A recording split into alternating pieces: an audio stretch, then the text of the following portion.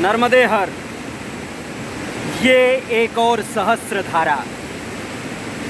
महेश्वर से आगे माँ नर्मदा फिर हजार धाराओं में विभक्त होती हैं, फिर सहस्र धाराओं में बंटती हैं और फिर एक नए सौंदर्य की रचना करती हैं। नदियों की भी अपनी एक स्मृति होती है।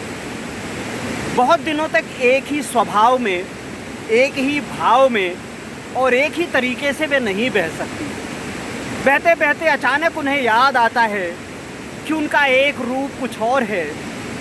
वे हजार धाराओं में बट चुकी हैं, वे 7 धाराओं में बट चुकी हैं, वे सैकड़ों धाराओं में बट चुकी हैं, वे 5 धाराओं में बट चुकी हैं। इस तरह अपने कितने स्वरूपों की स्मृति उन्हें आती है और जब स्मृति आती है तो वे तत्काल उस रूप को ग्रहण करती हैं। यहाँ से 200-250 किलोमीटर दूर मंडला में वे सहस्रबाहु की रचना करती थीं।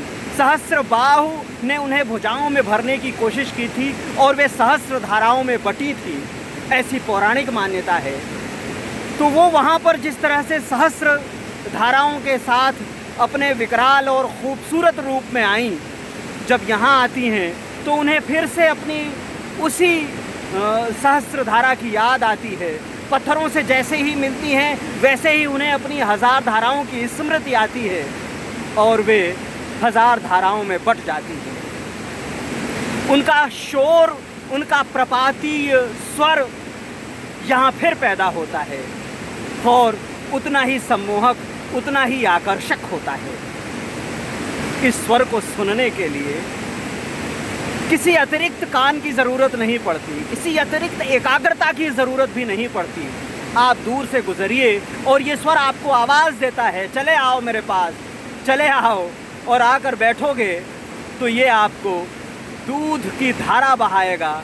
ये आपको तमाम अलग अलग धाराओं में पत्थरों को काटता हुआ दिखाई देगा।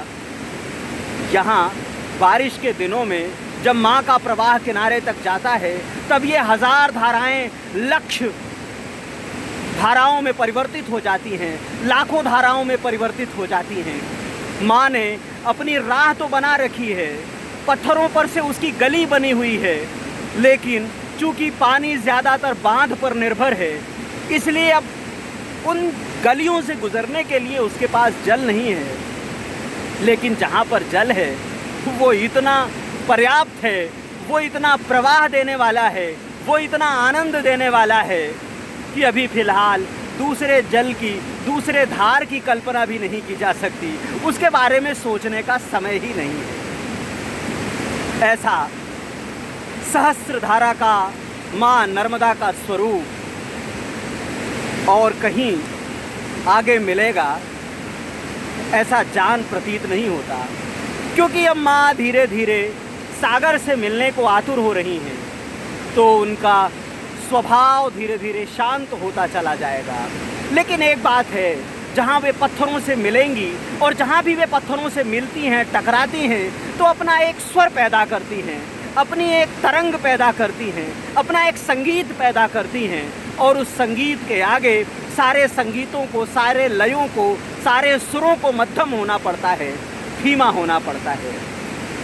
ये ठंड के दिन हैं और काली चट्टानों ने जिस तरह से तपा रखा है तो शरीर पसीने से तरबतर है और ये पसीना तो आना ही है, क्योंकि पौराणिक मान्यता है, पुराण कहते हैं कि माँ नर्मदा भगवान भोलेनाथ के स्वेद से निकली हैं।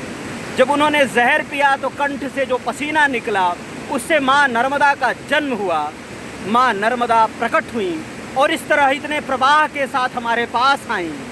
तो जब वे पसीने से पैदा होकर इतना प्रवाह पैदा कर सकती हैं तो परिक्रमा करते हुए, उसके तट पर चलते हुए, उसके तट पर बैठने में ज़रा सा पसीना तो आएगा। उस पसीने को, उस स्वेद को तो महसूस करना ही होगा, उसे साथ ले चलना होगा, उसकी गंध को महसूस करना होगा। ठीक उसी तरह जैसे जब माँ के पास बैठिए तो उसके जल की एक गंध है, एक आदिम गंध है, उसके जल की एक सुवास है, एक महक है जो आपकी आत्मा के भीतर जाती है, जो आपको एक अलग तरह के नशे में ले जाती है, एक अलग तरह की मादकता में ले जाती है।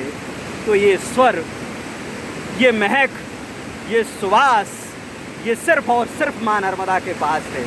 माँ नर्मदा के विभिन्न रूपों के पास है, उसके विभिन्न अवतारों के पास है। अगर वो द्वापर और त्रेता में दूध की तरह बहती हैं, दूध बनकर बहती हैं, तो यहाँ चाहे वो सहस्त्रधारा मंडला में हो, चाहे वो धुआंधार जबलपुर में हो, चाहे वो धुआंधार गांव में हो, और चाहे यहाँ सहस्त्रधारा में हो, वे जब आती हैं तो दूध बनकर आती हैं, दूध बनकर बहती हैं, दूधिया अवतार में बहती हैं, दूध होकर बहती हैं। तो आपके मन को, आपके आत्मा का दुग्धाभिषेक भी कराती हैं और आपके प्राणों को ऊर्जा भी देती हैं। तो इस ऊर्जा को ग्रहण करें। हम इस ऊर्जा के साथ आगे की यात्रा करते हैं। नर्मदे हर।